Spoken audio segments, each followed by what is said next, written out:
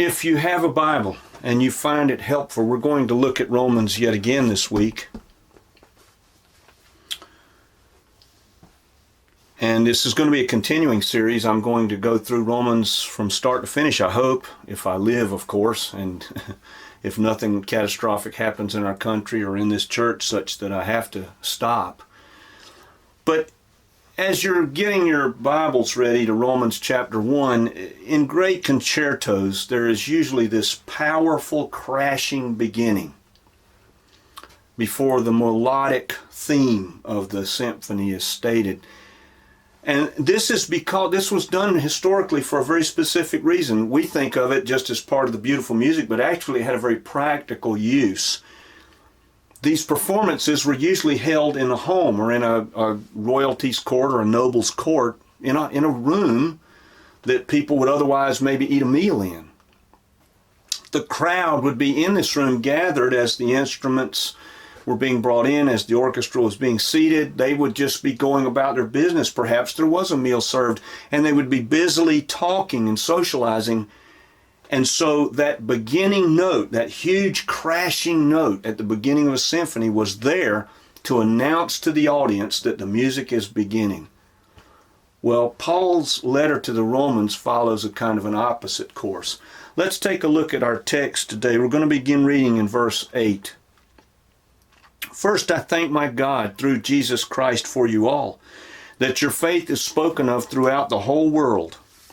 For God is my witness, whom I serve with my spirit in the gospel of his Son, that without ceasing I make mention of you always in my prayers, making request if by some means now at last I may find a way in the will of God to come to you. For I long to see you, that I may impart to you some spiritual gift, that you may be established. That is, that I may be encouraged together with you by the mutual faith both of you and of me.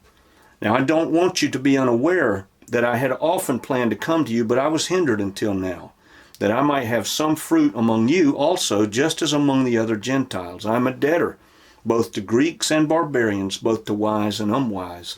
So, as much as is in me, I am ready to preach the gospel to you who are in Rome also. For I am not ashamed of the gospel of Christ. It is the power of God to salvation for everyone who believes, first for the Jew and also for the Greek. For in it the righteousness of God is revealed from faith to faith, as it is written, the just shall live by faith. Paul begins very softly and winningly here. He chooses his words very, very carefully. He demonstrates to this Roman congregation, whom he's never met, that this is not somebody who's coming in there to do you harm. I have good for you. I want to bring something to you. I want to get something from you. You have something to offer to me. This is not a political thing that Paul does here. This is absolutely genuine. Paul's heart is warm. He wants to come to this church. He probably feels in some way that some people there at that church may feel as though he is trespassing, so he is winning their trust. And he does so by complimenting their faithfulness. It is always better. This is such a cardinal rule of just human interaction, is it not? It is always better to get the best from someone by focusing on their strengths and to point those strengths out. William Barclay tells the story of a man named Don Hankey, who wrote of his experiences in World War I in a book that he penned called The Beloved Captain. Don Hankey didn't expect to live through World War I at all. He just figured, I'm done. The bombs are falling. The mortars are falling in these trenches. I'm toast. I'm not coming home from this. But he did. He did come home. And he wrote the book called The Beloved Captain. And it was written of his commanding officer. This captain, under whom he served, always picked out the worst misfits, the people who nobody else would say this will make a good soldier. And he trained them himself, and he loved them, complimented them, nurtured them, and those soldiers went to the wall for this captain, and Don Hankey was one of them.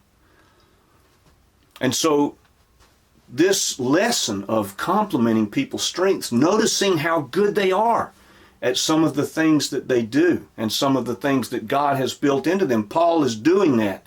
It is though Paul believes in the Roman church, in their faith. Now he participates with them through prayer for them. He lets them know he's praying about them. That's always a struggle for me. I hesitate sometimes to tell someone, I will pray for you, or I am praying for you, because I don't want to sound like I'm blowing my horn, but there's something comforting about that when people tell me, Rip, I'm going to pray about that. I appreciate that. And Paul clearly is letting this church know he is praying for them. So he is very, very serious here about the basics of walking with God, and he says as much. Gregory, who was Bishop of Nyssa in Turkey in the 4th century, said this. He said, the effect of prayer is union with God and separation from the enemy. And he's right. We need those moments, do we not? Wherein we are just absolutely free from the enemy. We need those moments. I need those moments. I want to be free. I don't want to be constantly feeling as though I'm just being bombarded. And so much of our lives are like that. But you know that the beauty of walking with God is that God gives us something we can do. No matter what our physical circumstances, there is always someone or something that we can carry for God in prayer. And Paul is carrying this Roman congregation. Now he is archetypical in this way in which he approaches this church as a teacher / preacher / pastor, however you want to view him in this role, in that he is extraordinarily humble. And he comes to them, and his humility is genuine because of what he says. He says, I'm going to perhaps receive something from you. I know I could bring something of value to you in your life with the Lord, but I'm going to receive something as well.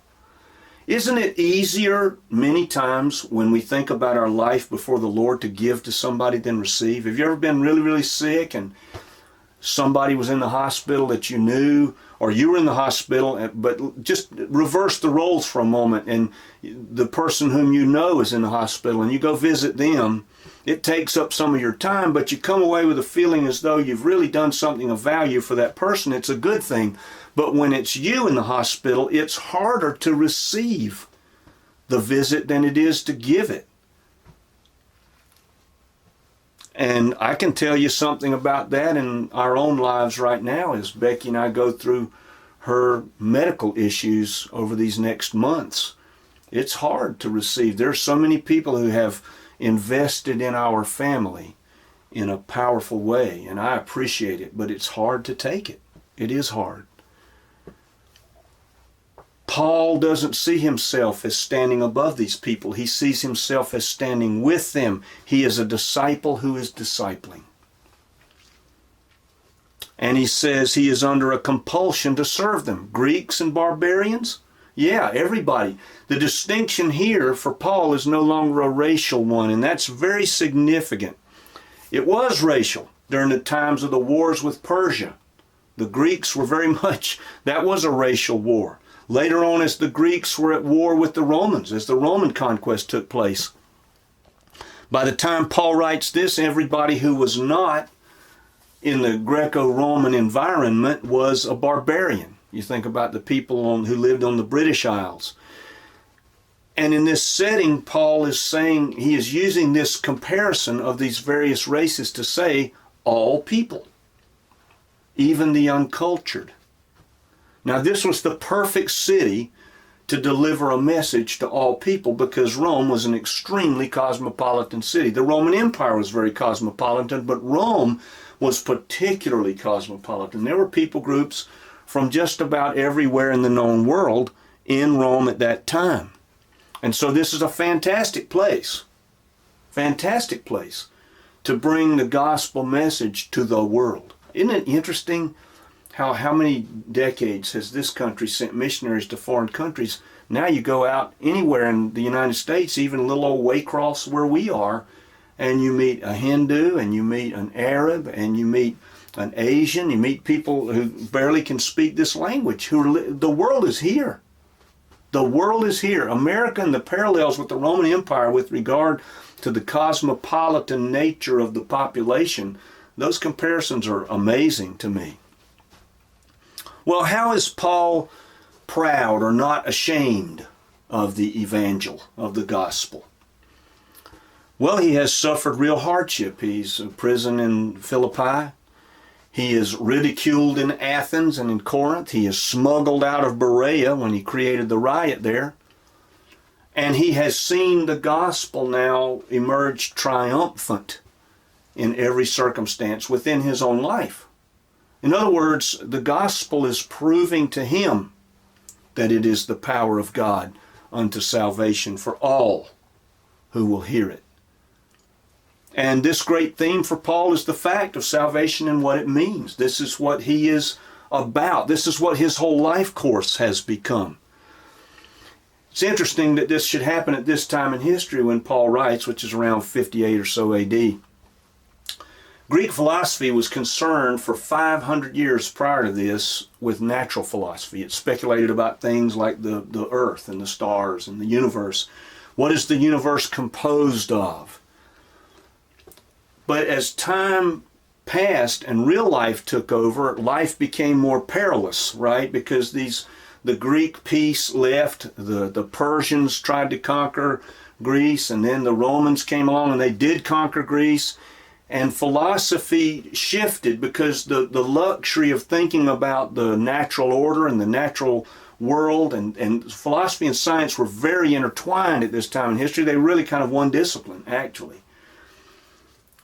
But life just became too gunky for philosophy to continue in that ivory tower way. And so philosophy became practical and moral and ethical. And the question for philosophy was not what is the universe composed of, but what constitutes the good life. Seneca of Spain, whom we looked at last week in our opening first installment with the book of Romans, said this. He said, all look towards salvation, which is a hand up. Epictetus, another Greek philosopher, Stoic philosopher, said this, men want peace. Now, of course, they're very patristic, so they always speak in the masculine term. Men want peace, not of Caesar's proclamation, but from God. This was a time in history. God is so smart. You look at the advent of Jesus and what was going on, Pax Romana, the peaceful Rome, the fact of the way in which Herod the Great had been moved from office when Jesus started his ministry. Herod the Great was gone. This new Herod who had John the Baptist beheaded, left Jesus alone. Jesus was able to do his ministry fairly well unfettered in the Roman Empire, even though Herod was the governor, because Herod wanted to keep a low profile with the Jews since he had John the Baptist beheaded, whom the Jewish people loved. I mean, all of these environmental things where God orchestrates and uses the history that is in the most powerful way. Here Paul is to come and bring the gospel into this cosmopolitan, pagan, Gentile city of Rome. And it was a time in which the whole philosophical environment was looking for salvation, in that sense that Epictetus said, men want peace, not of Caesar's proclamation, but from God. Paul was giving the world that message. Giving the world that message. So, what did the word soteria mean in Paul's time and biblically now? Well, if you go back and look at it biblically, it meant many different things. It could mean salvation from bodily infirmity, both here and in the freedom from bodily infirmity we'll have in the new heavens and the new earth. It could mean salvation from danger in Matthew 8 when they're in the boat and the storm comes. Safety in circumstances. It could mean salvation from life's fallenness. Acts chapter 2. We're saved from the corrupt world. We're saved from ourselves. It could mean salvation from lostness. A life that becomes meaningfully meaningful, not temporally meaningful. It could mean salvation from sin. We're slaves to our sinful nature, and salvation sets us free to be able to choose, does it not? It could be salvation from God's anger. He sees our sin no more. The moral law is satisfied in Jesus' death and resurrection. Salvation toward the new heaven and the new earth, the eschaton, and the ultimate resurrection where we will be made new. All of these meanings for the word soteria. Faith carried many layers of meaning as well. For Paul, it carried the meanings of loyalty or belief. It was a description of Christianity, an indestructible hope, an absolute trust. All of these were within Paul's understandings of these words. But his teachings boil down to one aspect of our lives before God. One aspect, which in this letter, as it goes forward, you will see emerge more and more. What is the aspect he focuses upon? Justification. Well, what does that mean? Some people interpret that who are outside of Christianity, outside of being followers of Jesus. They think it's that believers are to be good people, that somehow being a believer makes you a good person. Well, there's a grain of truth to that. I mean, obviously, once we follow Jesus, we want to live in the way that pleases Him, but that's not the purpose for the gospel. It's not the purpose for salvation. It's not the purpose for justification. What does it mean? No, that view of being good only gives us reasons to accuse others, does it not?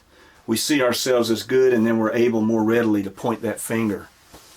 See, here's the problem. We are not sinners because we sin. That's what people think. There are a lot of Christians who think that. A lot of believers believe that way. But that's not justification. We sin because we are sinners, and God knows it. We are justified in one respect alone and through one means. Because of the blood shed by the innocent Jesus and the sacrifice He made, God sees you and me as though we had never been sinners at all. We are completely justified before Him. Paul felt this very, very deeply. Think of his history. Think of Paul's history.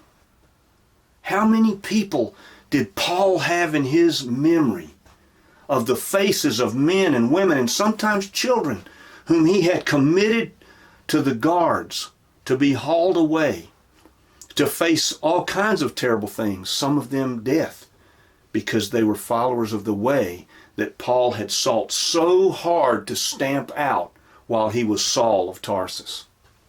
Do you think that Paul didn't remember some of those people? I guarantee you he did. God sees us as though we had never been sinners at all. Maybe this would be a good day to think of our history and who we were.